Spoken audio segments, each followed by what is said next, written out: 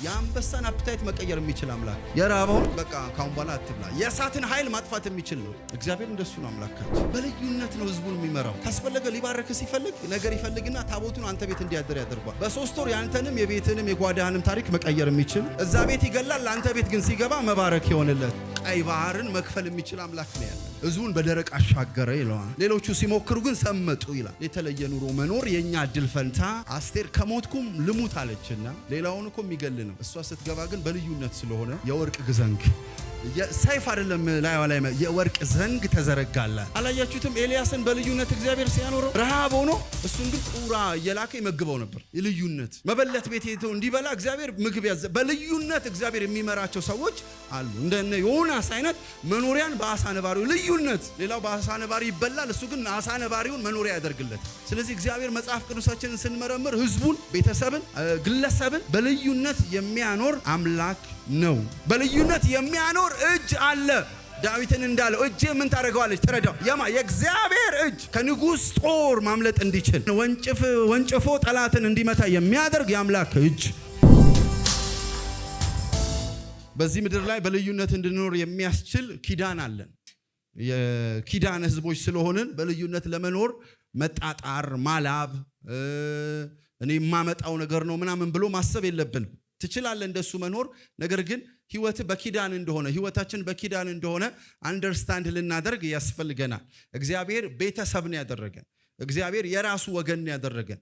ስለዚህ እኛ ከእግዚአብሔር ጋር አብረን ኢቭን የምንሰራ ሰራተኞች ነን።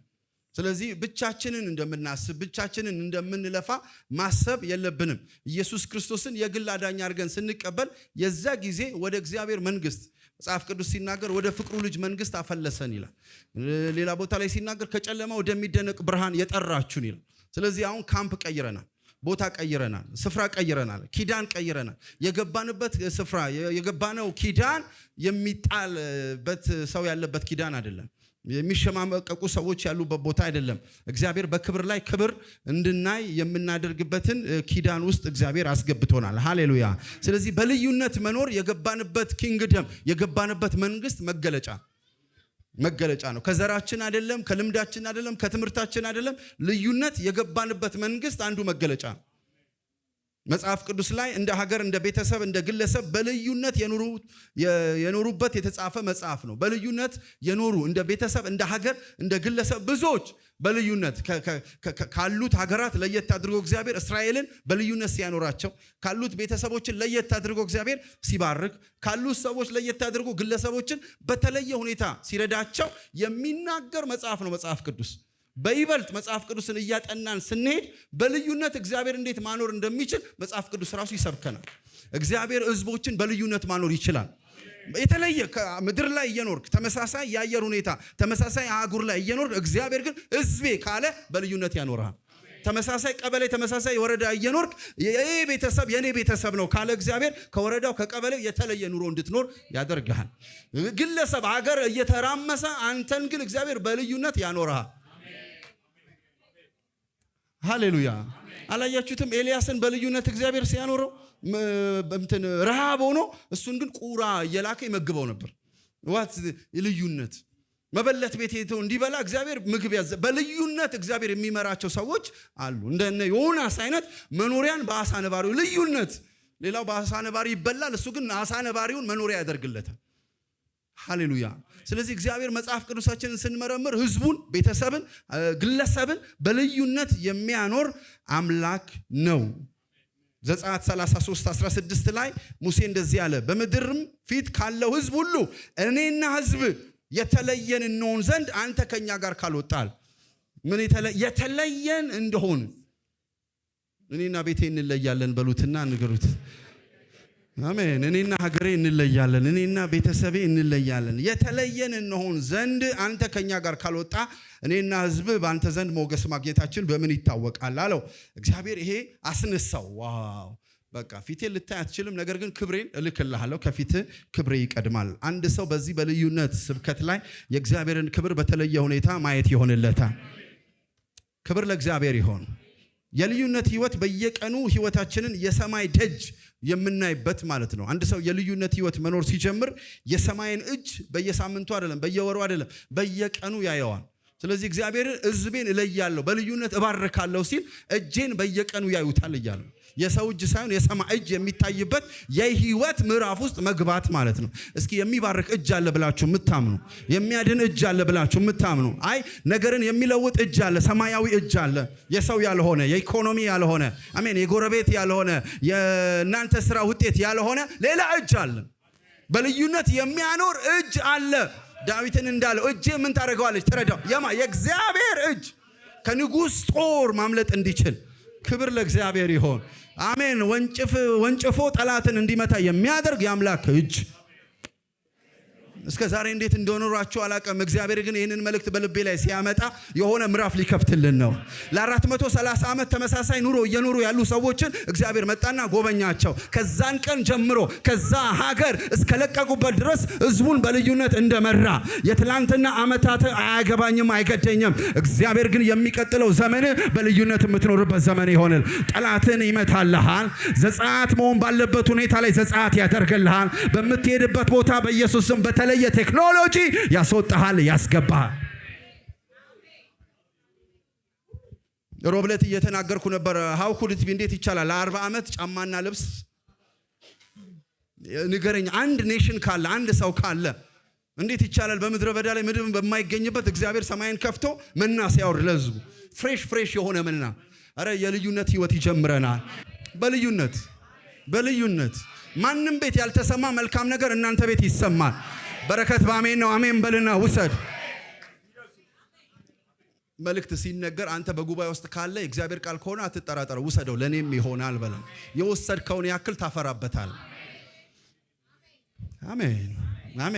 ልባችን መሬት ስለሆነ አየ ቃሉ ሲዘራ 100 እጥፍ እንዲበቅል ካስፈለገ የልብ መከፈት ያስፈልጋል። አሜን። ስንቶቻችሁ ናችሁ ደቀ መዛሙርት የህይወት ወጀብ ሲያጋጥማቸው መድኃኒታቸው ኢየሱስ ባህር ላይ እየተራመደ መጣ። አይዟችሁ አትፍሩ እኔ ነኝ አለ። አንድ አይነት ነው እንዴ? ስንት መርከበኛ እኮ በዛ መርከብ ላይ ማዕበል ተነስቶበታል። የነዚህ ግን ይለያል። ወጀብ መነሳቱን አትፍራ፣ አይዞ። በወጀቡ መካከል የሚመጣ አምላክ አለ። ተረድተኸኛል? ተነስቶ መገሰጽ የሚችል አምላክ አለ። ኪዳን የገባው ከሆነ ሰው ጋር አይደለም። በወጀብም በንፋስም ላይ በማዕበልም ላይ ጌታ የሆነ አምላክ ጋር ኪዳን የገባልን ህዝቦች ነን። ሮብ እየተናገርኩ ነበር። የአንበሳን አፕታይት መቀየር የሚችል አምላክ ነው። የራበውን በቃ ካሁን በኋላ አትብላ። የእሳትን ኃይል ማጥፋት የሚችል ነው እግዚአብሔር። እንደሱ ነው አምላካችን። በልዩነት ነው ህዝቡን የሚመራው። ካስፈለገ ሊባርክ ሲፈልግ ነገር ይፈልግና ታቦቱን አንተ ቤት እንዲያደር ያደርጓል። በ3 ወር ያንተንም የቤትንም የጓዳህንም ታሪክ መቀየር የሚችል እዛ ቤት ይገላል። አንተ ቤት ግን ሲገባ መባረክ ይሆንለታል። በልዩነት የምትኖሩበት ዘመን ይሁንላችሁ። አሜን በሉና ፕሊዝ። አሁን አንዳንድ ሰዎች ለኢንተርቪው ትፈልጋላችሁ። ምክንያቱም ላያችሁ ላይ የሚመጣ ክብር ስላለ ትልልቅ ቲቪ ስቴሽን ሊሆን ይችላል። የሚያውቋችሁ ሰዎች ሊሆን ይችላል። እንዴት እዚህ ደረስክ? አውቃለሁ የትላንትናን ህይወት። ኢትስ ኤ ዲቫይን ሊፍት ነው። መለኮታዊ ትራንስፖርቴሽን ነው። እኔ ራሱ አልገባኝም። እኔ ራሱ አላቅም እንዴት እንደሆነ። እግዚአብሔር ግን ከማይወጣበት አወጣኝ። እግዚአብሔር ግን እጁን ሰዶ ባረከኝ። እግዚአብሔር ግን የእሳቱን ኃይል አይጠፋልኝ። እግዚአብሔር ግን ከሸለቆ አወጣኝ። ኧረ ብዙዎችን ገሏል፣ ብዙዎችን አጥፍቷል። ለምንድን ነው አንተ ያልጠፋው? ቤቴ ያልጠፋው? የእግዚአብሔር የተለየ እጅ ደርሶልኝ ቀይ ባህርን መክፈል የሚችል አምላክ ነው ያለን። ህዝቡን በደረቅ አሻገረ ይለዋል። ሌሎቹ ሲሞክሩ ግን ሰመጡ ይላል። የተለየ ኑሮ መኖር የኛ እድል ፈንታ ነው። መብታችንን ማስጠበቅ መቻል አለብን።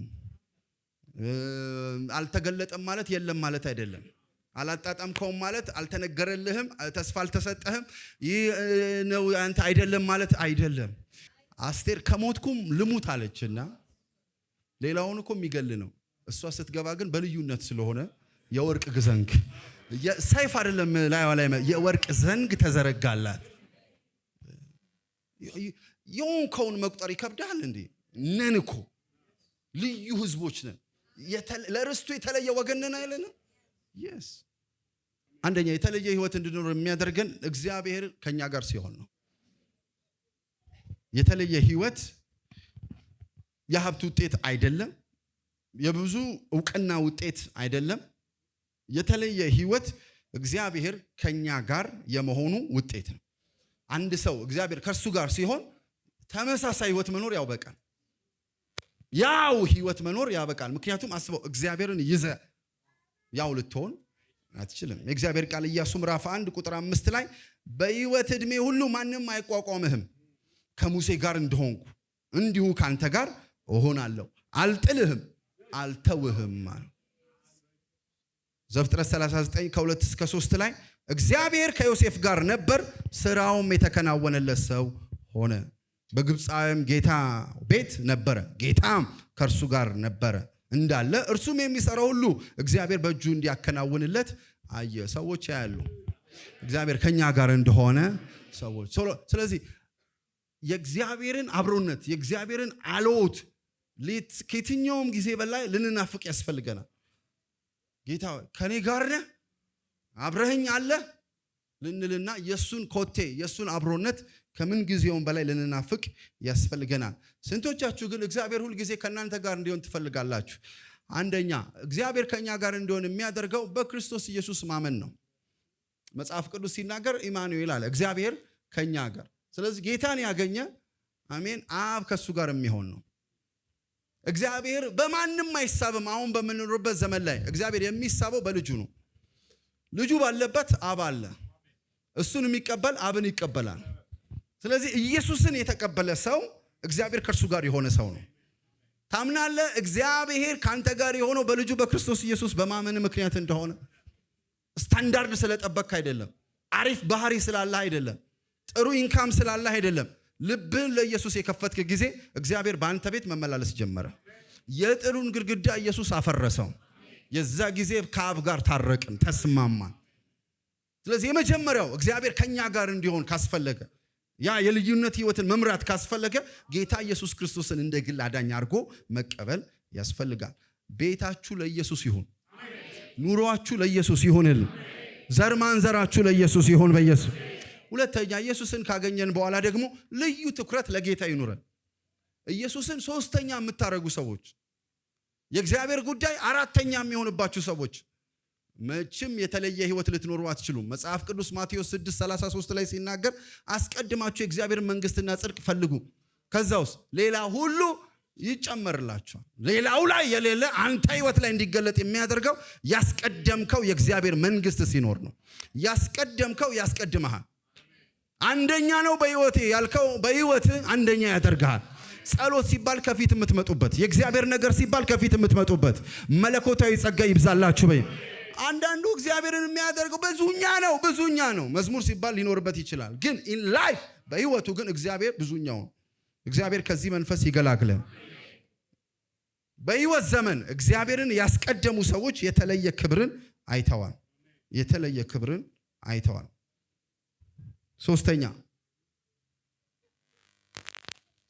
ሁለተኛው ላይ ለጌታ ሴንሲቲቭ የምንሆንበት ጸጋ ይብዛልን። እሱ ልጨምርለት። ሴንሲቲቭ የምንሆንበት ፋደር ጋር አር ዩ ዊዝ ሚ። ይሄ በችግር ጊዜ ብቻ አይደለም። ይሄ ድንጋዩ በበዛበት ጊዜ ብቻ አይደለም። ጭብጨባውን በበዛበት ጊዜ አለህ። አንተ ካለህ ነው የኔ ህይወት በልዩነት መቀጠል የሚችል። ዛሬ የምናያቸው መልካም ነገሮች በሙሉ የቀጠሉት እግዚአብሔር ከኛ ጋር ስለሆነ ብቻ ነው። ይሄ ነገር እንዲቀጥል ካስፈለገ ያንተ አብሮነት ያስፈልጋል። ሁሉንም አስቀይሜ ካንተ ጋር መስማማት ይሻለኛል። ሃሌሉያ። አንተን መያዝ ይበልጣል። ካንተ ጋር መስማማት ይበልጣል። አሁንም ከእግዚአብሔር ጋር ተስማማ፣ ሰላምም ይኑር። ጌታ ጸጋ ያብዛልን። ሶስተኛ የተለየ ህይወት የሚኖሩ ሰዎች ለእግዚአብሔር የተለዩ ሰዎች ናቸው። መጽሐፍ ቅዱስ ስለ ሳምሶን ሲናገር እንደዚህ ይላል። መሳፍንት 13:5 እዚህ ውስጥ ዛሬ በኢየሱስም ናዝራዊ ሆነን እንወጣለን። እነሆም ትጸንሻለሽ፣ ወንድ ልጅም ትወልጃለሽ፣ ልጁም ከእናቱ ማዕፀን ጀምሮ ለእግዚአብሔር የተለየ ናዝራዊ ይሆናልና በራሱ ላይ ምላጭ አይደርስበትም፣ እርሱም እስራኤልን ከፍልስጤማውያን እጅ ማዳን ይጀምራል ይላል። ሳምሶን የኖረው ኑሮ ኖርማል ኑሮ አይደለም። ማንም የከተማን በር አይደለም የቤቱን በር መገንጠል አይችልም። ቁልፍ ኖሮ ራሱ አይከፈትልህም። ሳምሶን ላይ ግን የመጣው የተለየ ኃይል ራሱን ለእግዚአብሔር ስለለየ ነው። የለዩ ሰዎች የተለየ ህይወት ይኖራሉ። የማይነካ አለ፣ የማይበላ አለ፣ ለኪዳኑ ተብሎ የሚተው አለ፣ እዚህ አልገኝም የሚባል አለ። የትንፍጩ ዱቄቱን አምጪው አይደለም ነው። እግዚአብሔር የመርህ አምላክ ነው። እግዚአብሔር የፕሪንሲፕል አምላክ ነው። እሱ በመራ መንገድ የምትሄድበት ጸጋ ይብዛል። በአንተ ያለው ካለም ካለው ይበልጣል በሉትና ንገሩት።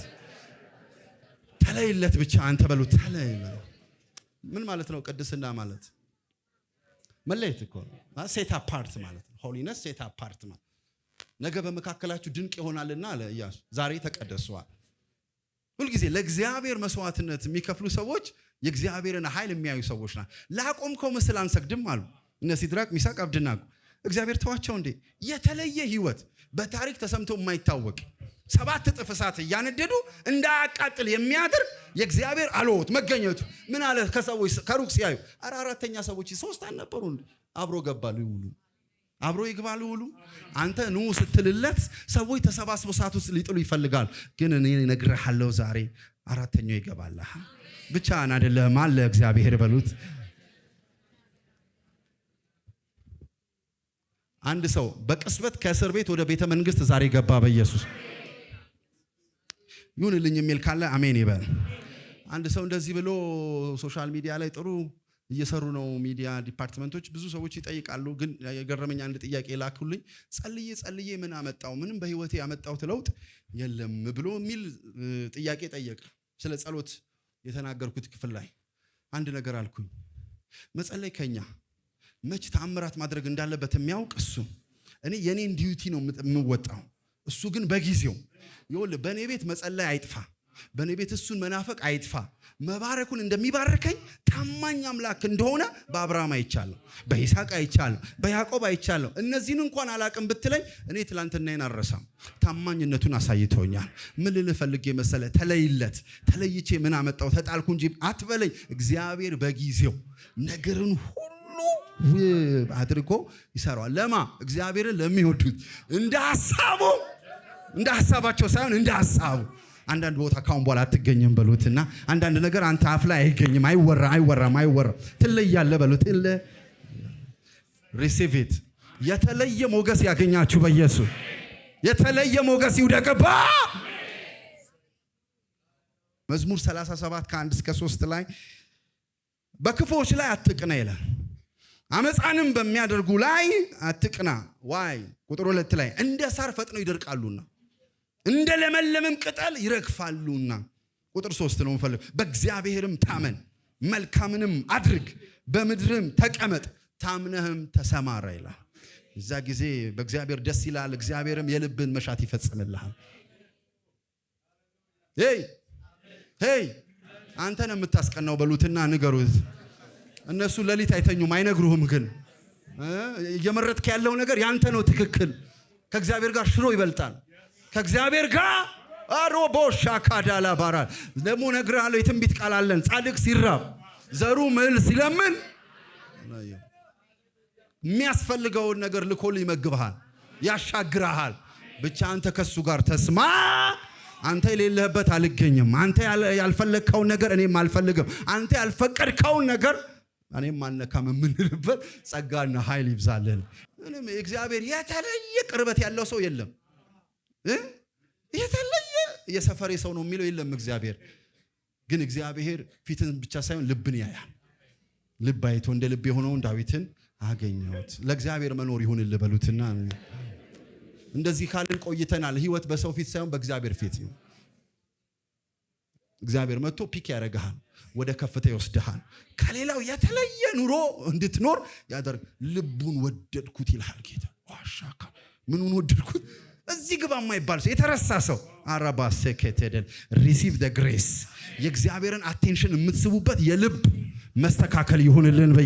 ሲያምርብህ ደስ ይለኛል በሉት። ሲሳካልህ ደስ ይለኛል በሉት። አገኘ ሲባል ሰለብሬት አደርጋለሁ በሉት። ይህ የእግዚአብሔር ሐሳብ ነው በሉት። ምክንያቱም ደስ ከሚላቸው ጋር ምን ይበል?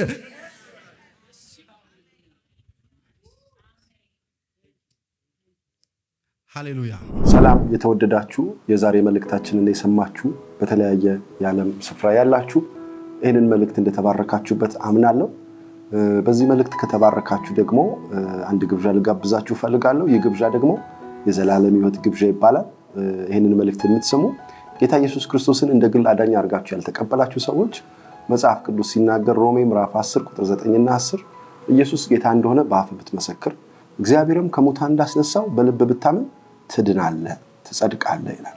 ስለዚህ ወገኖቼ መዳን መጽደቅ ጌታ ኢየሱስ ክርስቶስን እንደ ግል አዳኝ አድርጎ በመቀበል ውስጥ ነውና ወደዚህ ሕይወት ልጠራችሁ ፈልጋለሁ። ኢየሱስ ክርስቶስ በመስቀል ላይ የኛ ምትክ ሆኖ የኃጢአትን ቅጣት የኃጢአትን ዕዳ በመሸከም ስለኛ ሞቶልና ስለኛ ደግሞ ተነስቷል። በጣም ቀላል ነው። በስራ አይጸደቅም፣ በመስጠት አይጸደቅም። በተለያዩ ነገሮች ለመጽደቅ ማሰብ የለብንም። ስለ ጽድቃችን የኃጢአታችንን ዕዳ በመስቀል ላይ በመክፈል ኢየሱስ ክርስቶስ ሙሉ ዋጋ ከፍሎልናል።